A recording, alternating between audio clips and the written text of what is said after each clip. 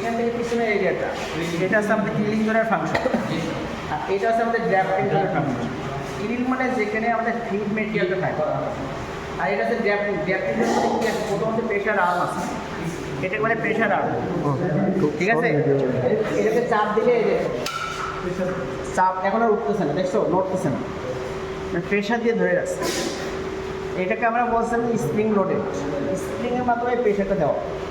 আর যদি pneumatic system থাকতো তাহলে কম্প্রেসর থাকতো, আমাদের এখানে কোনো কম্প্রেশন নাই, বুঝতে পারছি। কম্প্রেশন জন্য ওই সিলিন্ডার টাইপের যে থাকবে বা ওরকম কোনো কিছু থাকবে, এরকমভাবে ওটাই আলাদা প্রেশার লুজ হয়ে গেছে। এই প্রেশার আর্মের সাথে উপরের যে রোলারগুলো, এটাকে আমরা টপ রোলার বলি। টপ রোলারের সাথে অ্যাপ্রন আছে, ঠিক আছে।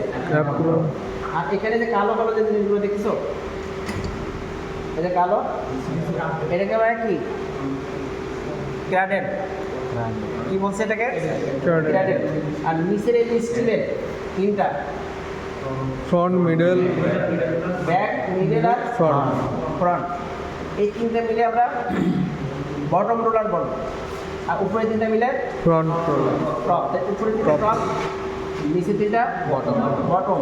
এই টপ রোলারের সাথে রাবারের কোটিং, দেখছো রাবারের কোটিং, খেয়াল করছো ক্লাসে কিন্তু রাবার কোটিং বুঝাইতে পারছি। এই জন্য কখনো কখনো এটাকে কট রোলারও বলে, সিওটি, বুঝাইতে পারছি। আর এর সাথে কি অ্যাপ্রন, এই অ্যাপ্রন নিচেও আছে উপরেও আছে।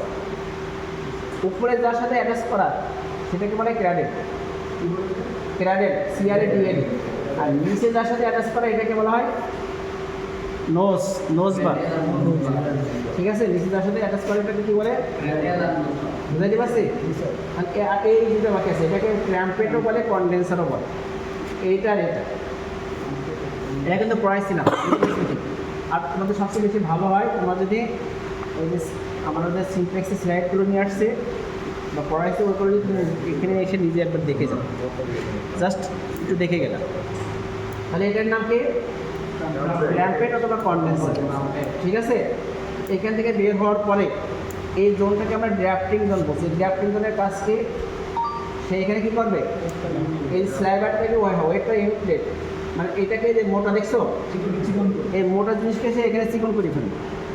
এই যে আমাদের এখানে যে রবিনটা আছে, রবিন মানে সবাই কম বেশি দেখছো, রবিন সবাই কম বেশি দেখছো না, এখানে অনেক চিকন, তাই না। এই মোটা জিনিস থেকে যে চিকন কাজ করে এটা কিন্তু এখানে করে। আর আমরা গতকাল বলছি ড্রাফটেড ম্যাটেরিয়াল, মানে এইখান থেকে যখন বের হয় ঠিক এই জায়গাটাকে ড্রাফটেড ম্যাটেরিয়াল বলে অথবা ড্রাফটেড স্টাইল বলে, ঠিক আছে। এইখান থেকে বের হওয়ার পরে দেখো এটা হচ্ছে এই কালো জিনিসটাকে বলে ফ্লায়ার, হ্যাঁ ফ্লায়ার, বুঝতে পারছো। তাহলে ফ্লায়ারের কাজকে এই যে এ ঘুরবে, ওই ম্যাটেরিয়ালটাকে নিয়ে ঘুরবে, ঘোরার কারণে যে আমি হাত দিয়ে পাকটা দিই, এই পাকের কাজটা এখানে করে, মানে টুইস্ট, মানে কি এই টুইস্টটা এই যে ঘোরার কারণে আস্তে আস্তে টুইস্টটা উপরের দিকে উঠতে থাকে। দ্যাট মিনস ওই ম্যাটেরিয়ালটা যত নিচের দিকে আসতে থাকবে তত টুইস্ট পাইতে থাকবে। ক্লিয়ার বিষয়টা, চিকন হবে। তাহলে এখান থেকে টুইস্টের জোন কোনটা, এটা আছে ফ্রন্ট রোলার, এটা আছে ফ্লায়ার। এই ফ্রন্ট রোলার থেকে ফ্লায়ার পর্যন্ত টুইস্টিং জোন, এই জোনটাকে টুইস্টিং জোন বলে। তাহলে আমরা যখন টুইস্ট চিন্তা করবো তখন কিসের চিন্তা করবো না, ফ্লায়ার টু ফ্রন্ট রোলার, মানে ফ্লায়ারের স্পিড আর ফ্রন্ট রোলারের স্পিড, এই যদি ভাগ দেওয়া তাই টুইস্ট হয়ে যায়।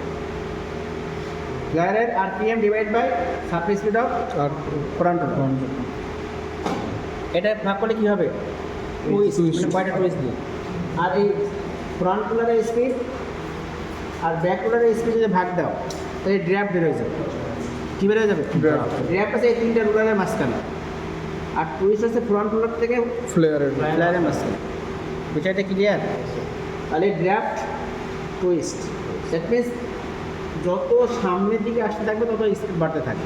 ব্যাক রোলারের স্পিড সবচেয়ে কম, তারপরে মিডল, তারপরে ফ্রন্ট, এর থেকে আরও বেশি স্পিড হবে ফ্লায়ার। বুঝাই দিয়ে পারছি।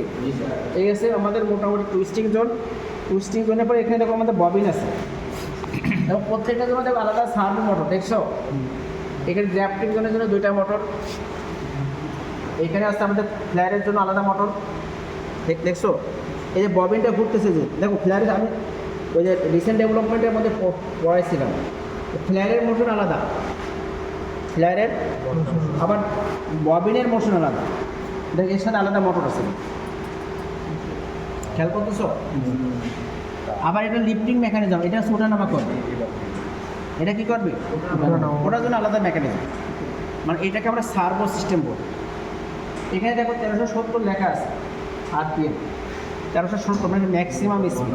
দ্যাট মিনস আমাদের এই যে ফ্যান আছে না, দেখো রেগুলেটিং সিস্টেম, চাইলে কম বেশি করতে পারি, আমি চাইলে এখানে কম বেশি করে দিতে পারি। কিছুর মাধ্যমে এখানে আমাদের মনিটর আছে, এই মনিটরের ভিতরে যে আমরা এটাকে কম বেশি করার সুযোগ আছে। সর্বোচ্চ 1370, বাট আমরা সবসময় মাঝখানের দিকে চিন্তা করি, তাহলে এটাকে আমরা অপটিমাইজেশন বলি। মানে অপটিমাম বলতে কি, এটা না বেশি না কম, মাঝখানে পজিশনে থাকবে, তাহলে তোমার বেশি নষ্ট হবে না। তাহলে ফ্লায়ারের নিচে কি ববিন, আমাকে এবার ছবিটাও ড্র করছিলাম, মনে আছে? ফ্লায়ারের নিচে কি এই ববিনের নিচে যেটা, এটাকে এই যে লোহার মতো যেটা দেখতে, এটা কি স্পিন্ডেল, বুঝতে পারছো? এই পর্যন্ত এই স্পিন্ডেল বা ববিনটা যার উপরে আছে এটাকে বলে bobbin rail, bobbin rail, bobbin rail, বুঝতে পারছো? ওই ববিন রেইলটা ওঠানামা করে, ওঠানামা করলে আমাদের প্যাকেজটা ঠিক হবে। তাহলে আমাদের ক্রিলিং zone, grafting zone, twisting zone, এটাকে জয়েলে ওয়াইন্ডিং হয়ে যাবে। আবার বিল্ডিংয়ের কথা বলছিলাম, মানে এই প্যাকেজটা কীভাবে হবে, প্রথমে তো ফুল জড়াবে, আস্তে আস্তে দুই সাইডে কমতে কমতে আসবে। ওই যে রিং রেল ওঠানামা করবে, ও সর্বোচ্চ প্রথম ওঠানামা করবে, আস্তে আস্তে কমতে থাকবে, এক স্টেপ করে কমতে থাকবে, বুঝতে পারছি?